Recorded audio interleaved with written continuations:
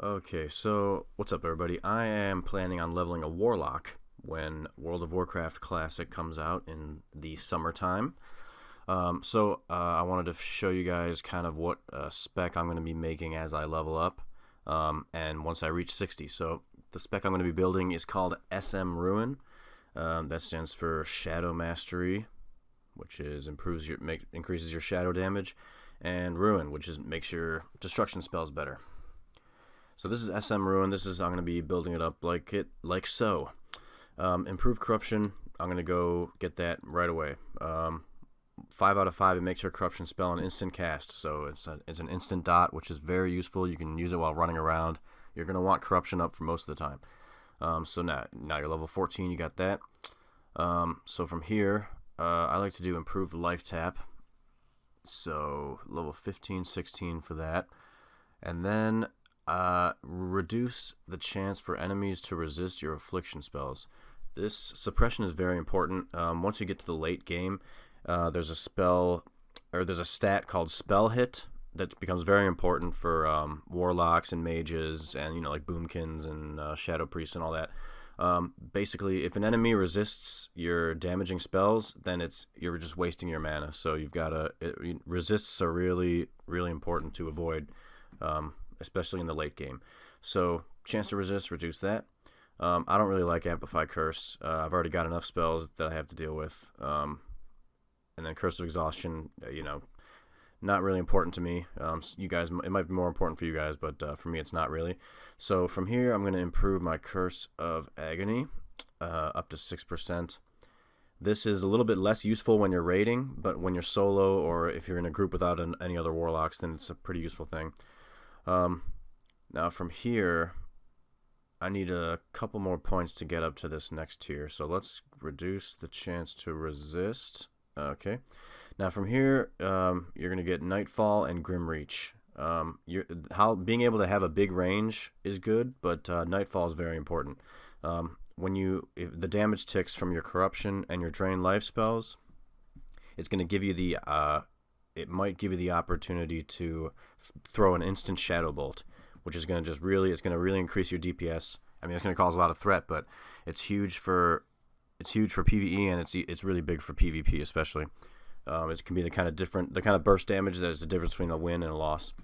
And then you want to be able to do this stuff from as far away as possible. So Grim Reach, the Grim Reacher, increases range of your affliction spells. Right. So from here, we're one away from the next spell. So let's start getting improved drain life.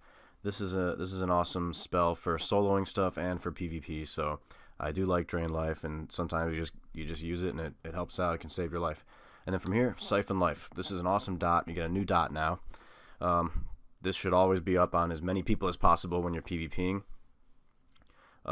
Basically, it does damage, and it feeds you their health. So you get health, and they take damage, so it's awesome.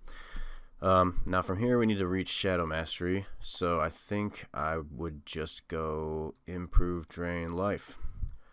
Drain Life, another spell that damages them and heals you.